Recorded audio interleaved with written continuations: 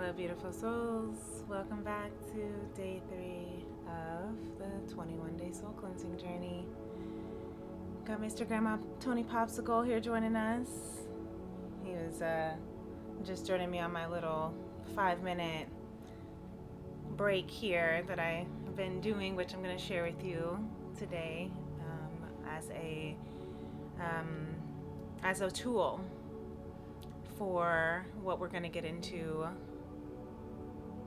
which is all of these disempowering beliefs. Because doing this for 9 years, it is inevitable every year that by day 3, all of these false expectations, evidence, ego, emotions, energies are appearing real. They're creeping, they're knocking at your door, they're coming up from under the bed, they're coming out of the closet, and they are essentially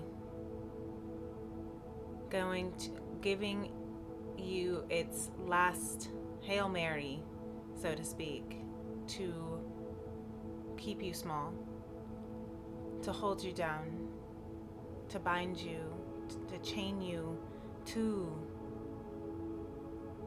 your old, outdated, unhealed, broken, fragmented, wounded self. Because really, we're not broken. We are fragmented. We are pinched off from source. We are disconnected from our wholeness. And that's why the journey to wholeness is out here today. Because the disempowering beliefs that come in, and that's why week 1 is the hardest. Like, that's why they say, and for any detox, the first week is the hardest. The first few days is the hardest, because your body goes through withdrawals of what it is used to. When you're flushing out all of those toxins, spiritually speaking, that's what we're doing right now in this week 1. We are in the first few days flushing out those spiritual toxins, those disempowering beliefs, these limiting beliefs, these false expectations, these fears, right? What's coming up for you? I know what's coming up, because we have Journey to Wholeness in reverse. Our fragments is coming up. The places that severed from our authentic true self, our whole self, the pieces of a puzzle that is missing. That's all that you are, beautiful. You are a whole puzzle, but some of the pieces have just gone missing. And for some of you, you might be feeling right now that the whole fucking puzzle is shattered. And now you're trying to piece it back together and trying to figure this out. And what you don't see coming is this divine love, healing, helping to heal, assisting, aiding, guiding, divine activation of your wholeness. Because why? Because something I am learning as I too am a student of love and life, is that all of our relationships and connections help us come back to wholeness. When we are activated by divine love, when our heart is activated, the King of Crystals coming out. When our heart is activated by divine love, what's happening is, what is this? A light activation. It's ignited. His heart has been, and what happens when light turns on? It shines on all the darkness of the room. If your heart has been in darkness for so long, or if you feel like your heart is in darkness, hidden under these disempowering, limiting, false beliefs, this love, this divine love,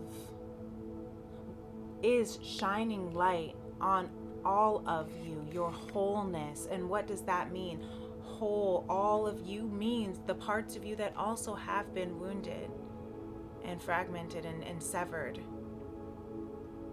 And the goal for this journey, for this road to conscious love, is to bring back all of those pieces back to us. And our divine connections, our relationships, our soul mates, soul family, soul tribe.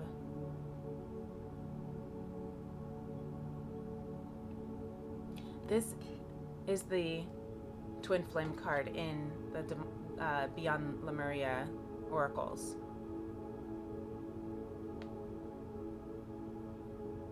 And Izzy Ivy talks about the reflection of another, of a beloved who shines light, shows you, reminds you, reflects back to you the highest version of yourself, reflects back to you your higher self. And the journey to wholeness, love, the journey, the road to conscious love, this is what this says right here. This 21-day soul cleansing journey is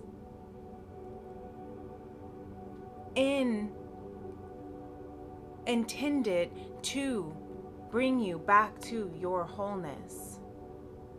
And it's about seeing the best of yourself in another, seeing the best in another in yourself, igniting that, enhancing that with each other, for each other, for the sake of soul growth, for the sake of conscious expansion. It goes beyond your own heart, but becomes an eternal, because this is healing the heart of the divine masculine with the King of Crystals, bringing him back into stability, abundance, wholeness. And this is the divine masculine, the sacred masculine, the masculine energy that is within all of us, as well as within your collective, regardless of gender. I just use he, him pronouns right now because it's easier. So I hope that's okay. But take it as it resonates. Because what we don't see coming is this overflow. When we let our unique gifts overflow, when we let our unique gifts ignite the violet flame within us, it ignites the flame of love, of eternal divine love, and it strengthens us, teaches us a resilience that we did not know we had. And it may have taken a long time. The Knight of Crystals and the Hierophant, Taurus, Capricorn, Virgo energy, Earth. We're grounding this divine love, this heavenly orchestrated divine love from heaven to earth. Remember that realm bridger on day one. That's the goal for this journey, is to bridge the realms. Was that on day one? That might have been actually on Teen Tarot Tuesday, around radical reconciliation or radical resolution. But that still ties into this message here. So if you want to go check out Radical Resolution, I did keep it up. The sound is a little funky because of my mic, and hopefully it's not funky right now that I think about it. Let me take this off. Sorry, it's going to be a little loud. Cover your ears. Ooh. Hopefully that did not make it too loud. Hopefully that didn't mess everything up. Hopefully you can hear me okay. But the strength card, the strength card is about, look at all these. The strength card is about gentle, loving kindness. The strength of gentle, loving kindness. The strength of love. People think forgiveness is a weakness, is showing that you're foolish and gullible.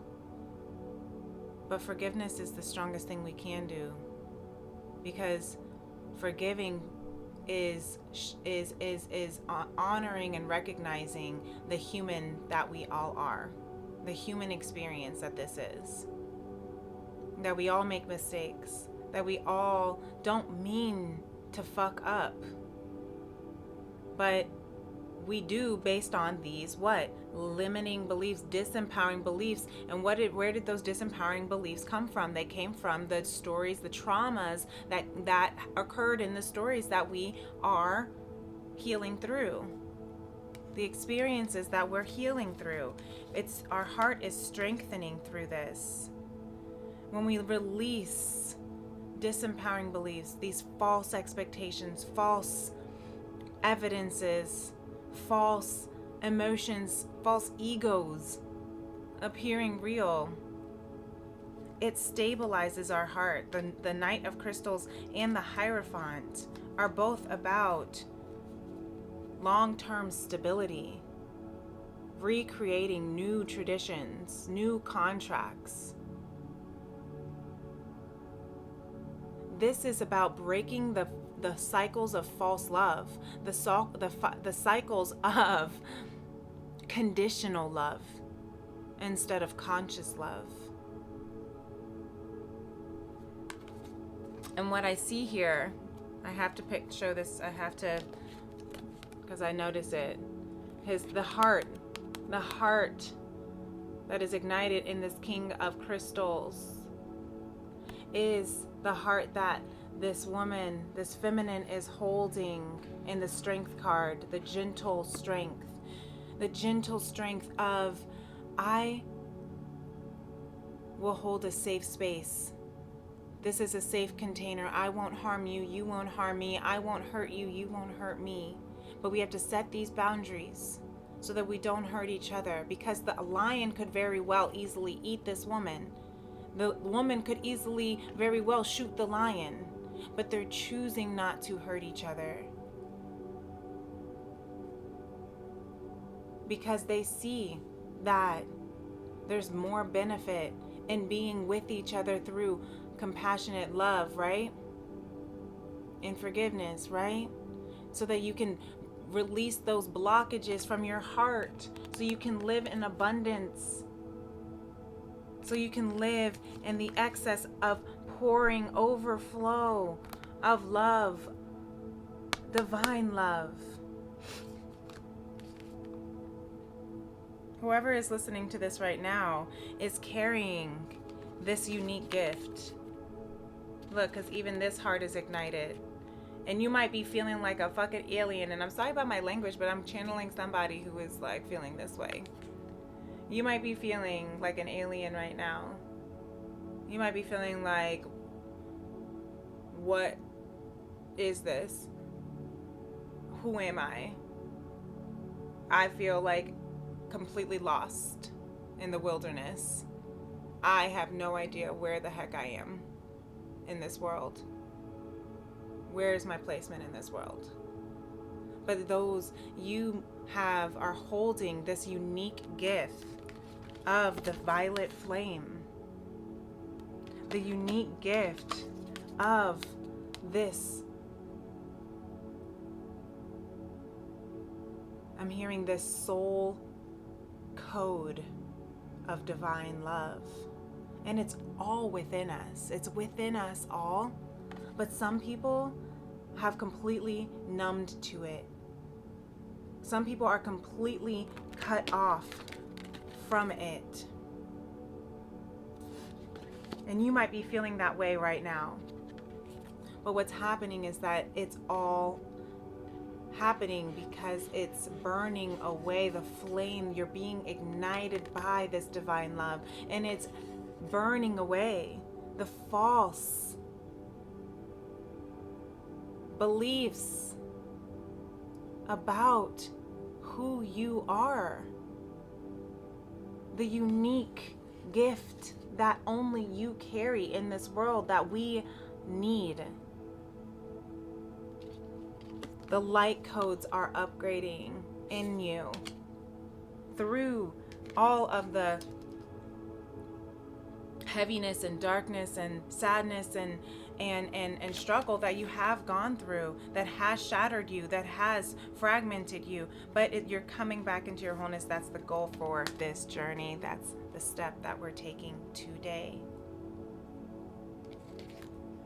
That's the new soul contract in the Knight of Crystals, in the Strength card, in the Hierophant, that is being ignited in this King of Crystals.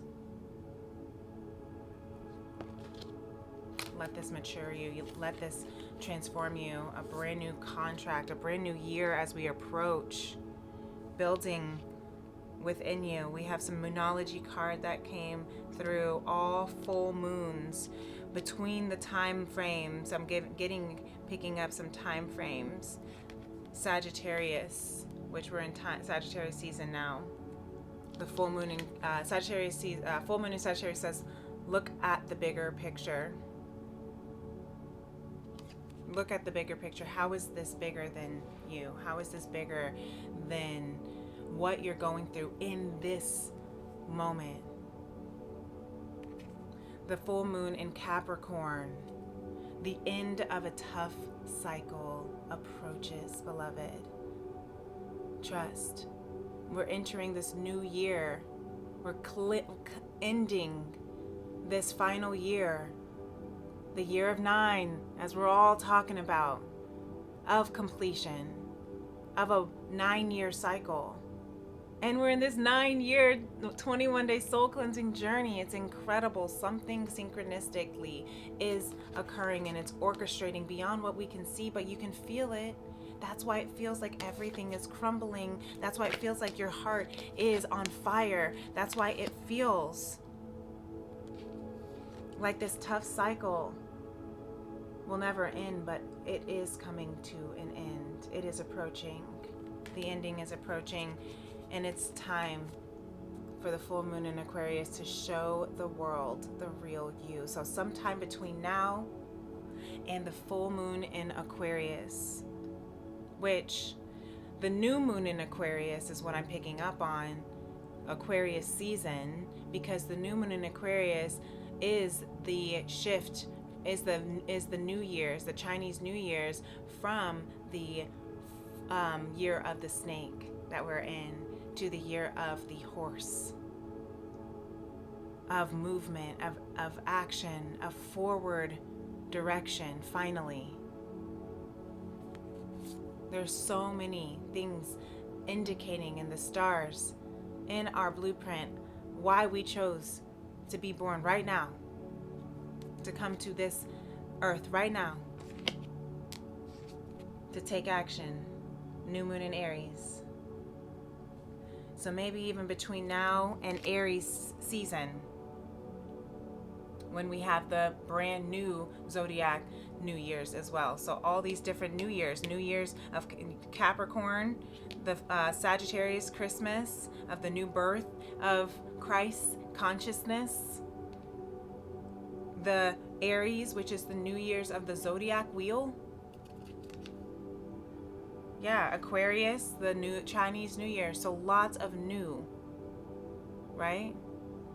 That's why we want to replace these old, outdated, disempowering, false, toxic, limiting beliefs and agreements with new healthy, reinforcing, affirming beliefs and affirmations.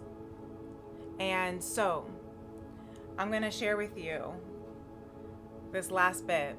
I'm going to wrap up here with this new practice that I'm very excited about. And it's on my heart. I've been practicing it for the last week or couple weeks, and it has made a difference in the energy in my space. It's even helped me with clarity and even conflict resolution of trying to find the bigger picture, see the bigger picture in things that my broken, wounded, scared, fragmented heart was closed off to. And this is a practice called 5 minutes of happiness. It is something that is teaching me to strengthen the muscle of my authentic, the real me, of my whole self, which is love. To be able to hold space, to overflow in my unlimited self, in love, in happiness, in joy, in bliss, in peace, in safety, and security.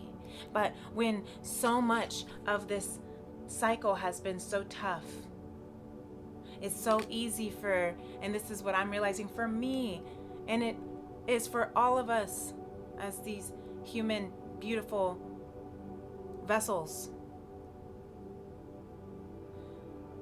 to forget that our very nature is love. But when we have been fragmented and pinched off from that, we close our hearts out of protection. We close our hearts out of fear, right? False expectations appearing real, false evidence, false ego, false energy, false emotions. So today, I invite you to try and expand your capacity. It doesn't mean that you have to,